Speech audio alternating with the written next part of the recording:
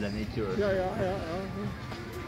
Goes up on the sky and then the whole place so dark. So wala na yung mga taong nakatira dyan. It takes a while, but I think this island is going over to both islands. Yeah. Yeah. The most affected areas Yeah. are in the coastline.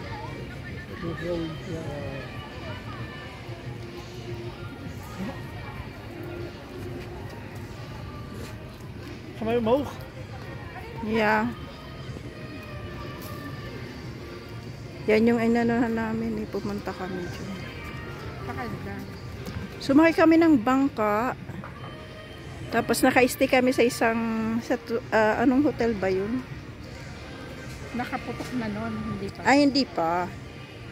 Oo, bago 2016 lang yun eh. Pumutok eh.